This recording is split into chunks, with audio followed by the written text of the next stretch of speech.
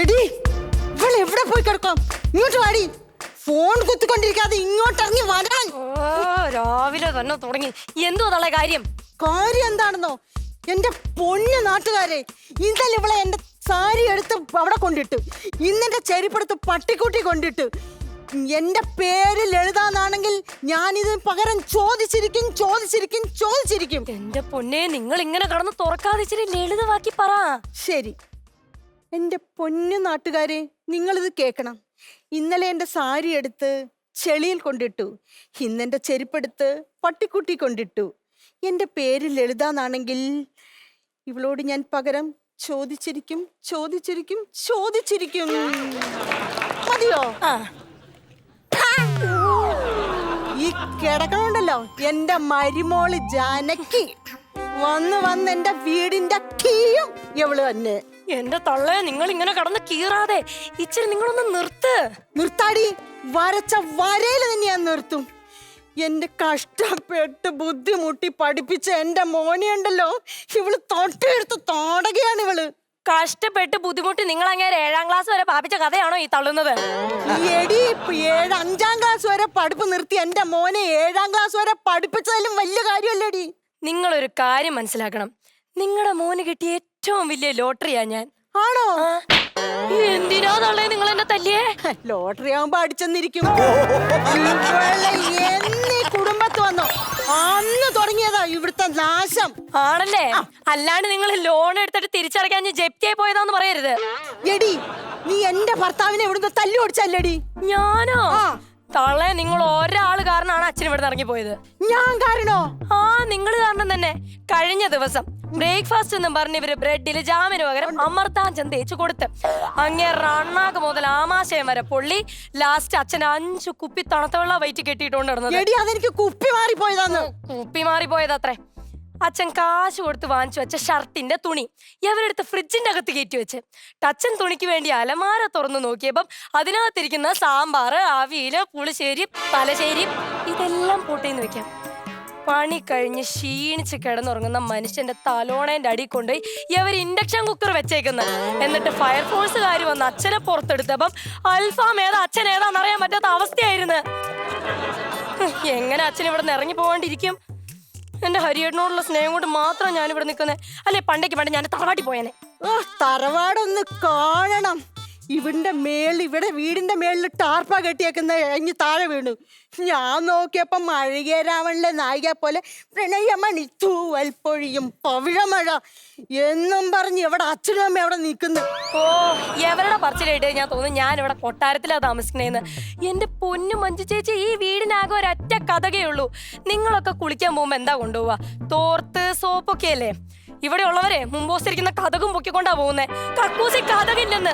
അതുകൊണ്ട് എന്താ, ഈ കക്കൂസി കഥകില്ലാത്തതുകൊണ്ട് വേറെ ആൾക്കാർ വരുമ്പോ വീടിന്റെ വാതിൽ തുറന്നു കിടക്കുമ്പോ ആൾക്കാർക്ക് അറിയാം ഇവിടെ ഉള്ള ആരോ കക്കൂസി കയറിയിരിക്കുകയാണ്. എടി, നിന്റെ പാഴ്ചെലവ് കാരണമല്ലേ കഥകം കട്ടിലേ വെക്കാൻ പറ്റാത്ത? അതെങ്ങനാ?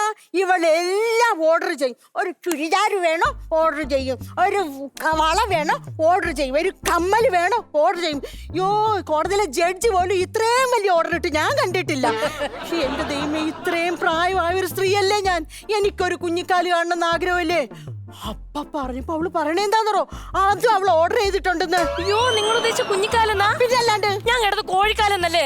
നിന്നെ ശരിയാ കൂടി ഞാൻ നിന്ന്. അവിടെ ഒരു കാര്യം പറ്റേ. എടി, നീ ഫോൺ ചെയ്യാനായിട്ടല്ലേടി പോകുന്നത്? നിനക്ക് എന്തോ ചുറ്റിക്കളിയുണ്ട്. വായി തോന്നൊക്കെ വിളിച്ചു പറഞ്ഞോണ്ടല്ലോ ഞാൻ ആ ഫോണിൽ ആകെ ഒരു ക്യാൻഡി ക്രഷാ കളിക്കുന്നുള്ളൂ. അപ്പൊ നിനക്ക് അവനോട് ക്രഷ് ഉണ്ടല്ലേ? നീ അവന്റെ കൂടെ പോക്കോണ്ടോടി. ഈ വീട്ടിൽ നീ കയറി. നീ എനിക്ക് മടുത്തു. നീ വന്ന ഒരു കാര്യം പറയട്ടെ. എടി, നമ്മളെ ആ പ്രഭാകരൻ കല്യാണം വിളിക്കാൻ വന്നിരുന്നു. ഏത് പ്രഭാകരൻ? എടി, ആ കോഴിക്കട നടത്തുന്ന പ്രഭാകരനെ. കോഴിക്കട നടത്തുന്ന പ്രഭാകരനാ? എടി, അവിടെ പെണ്ണും പിള്ള ഇല്ലേ, അവള് തൊഴിലുറപ്പിന് പോവാന്നും പറഞ്ഞ് തൂമ്പയെടുത്ത് ഓട്ടോറിക്ഷ കേറി മറ്റേ ബീച്ചിലൊക്കെ കറങ്ങിയിരുന്നില്ലേ? അയ്യോ, എന്നിട്ട് പ്രഭാകരേട്ട് ഇതെങ്ങനെ പൊക്കി? എടി, പ്രഭാകരന്റെ ഷർട്ട് ഇട്ടോണ്ടല്ലേ പോയത്. ആ ഷർട്ടിന്റെ പോക്കറ്റിൽ മൊത്തം മണൽ തരിയായിരുന്നു. അമ്മ പറഞ്ഞ ആളെനിക്ക് അങ്ങനെ മനസ്സിലായില്ല. എടി, അവളുടെ അനിയത്തിയില്ലേ, കുടുംബശ്രീന്ന് ലോണ് എടുത്തുണ്ടല്ലോ, അവള് കുളു മണാലി പോയി. കുളു മണാലിക്ക് പോയി അനിയത്തിയാ? നിനക്ക് മനസ്സിലാവാത്ത എന്താ മോളെ ഇത്? മനസ്സിലായില്ലേ? എടി, അവിടെ അമ്മായിയമ്മയില്ലേ, മരുമോളെ പുട്ടുകലത്തിൽ തലക്കടിച്ച് ആശുപത്രിയിലാക്കിയെന്ന്. എന്റെ അമ്മേ, ഇങ്ങനത്തെ അമ്മായിമ്മമാരോ? എന്റെ മോളെ, എല്ലാരും നമ്മളെ പോലെ ആവോ?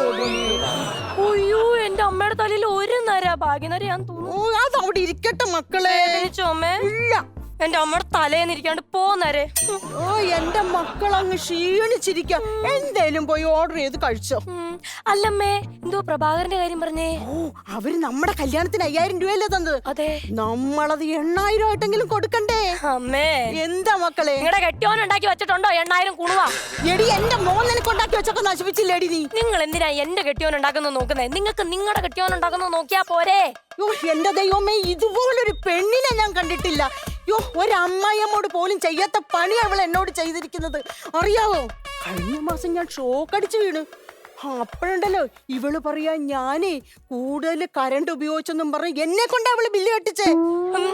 ഈ ജീവിതം ഞാൻ മടുത്തു. ഞാനോ സുരേഷിന്റെ ഭാര്യ പോലെ വല്ല ജോലിക്കും പോവാ. അയ്യോ, ഇനി വന്നേ. സുരേഷിന്റെ ഭാര്യക്ക് എന്തോ കൊടുത്ത്? അതറിഞ്ഞില്ലേ? ഒന്നിരുന്നേ പറയട്ടെ. സുരേഷിന്റെ ഭാര്യ എന്ന് രാവിലെ കെട്ടിയൊരുങ്ങി എങ്ങോട്ടേക്കോ പോലുണ്ട്.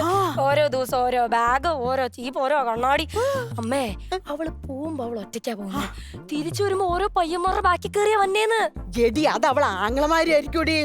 ഏത് ആങ്ങളമാരോ അമ്മേ തിരിച്ചു കൊണ്ടേ വിടുമ്പോഴേ എന്നൊക്കെ പറഞ്ഞു വിടുന്നത്. അത് ശരി. ഓ, സുരേഷെങ്ങാനും ഇത് അറിഞ്ഞ. ഓ, സുരേഷെങ്ങാണ് ഇത് അറിഞ്ഞ എനിക്ക് ഓർക്കാനേ വയ്യ.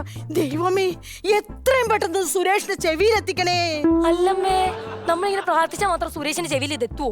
എടി, ഞാൻ മനസ്സിരുത്തി പ്രാർത്ഥിച്ചത് അപ്പ നടക്കും. ആണോ? എടി, കഴിഞ്ഞ ആഴ്ച ഞാൻ മുട്ടിപ്പായി പ്രാർത്ഥിച്ചു. നീ ആ അലക്കലിന്റെ അവിടെ ഉരുണ്ടി വരണ്ട് വീണില്ലേ?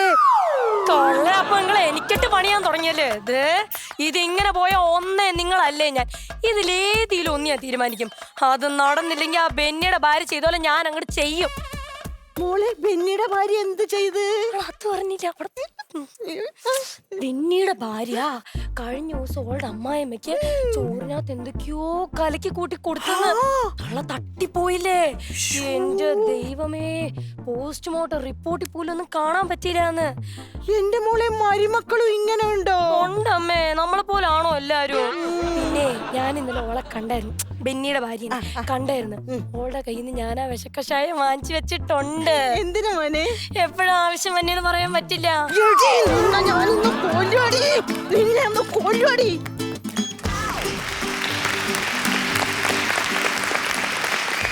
നന്നായിരുന്നു കേട്ടോ, നിങ്ങളെടുത്ത ടോപ്പിക്ക് നന്നായിരുന്നു, നല്ല രസമുണ്ടായിരുന്നു.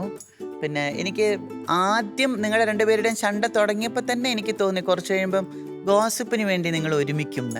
അതുപോലെ തന്നെ അത് നടക്കുകയും ചെയ്തു. പിന്നെ ആ മറിഞ്ഞു വീണ കുഴപ്പമൊന്നുമില്ലല്ലോ? അഭിനയായിരുന്നു. ആണോ? അയ്യോ, പേടിച്ചു അല്ലേ?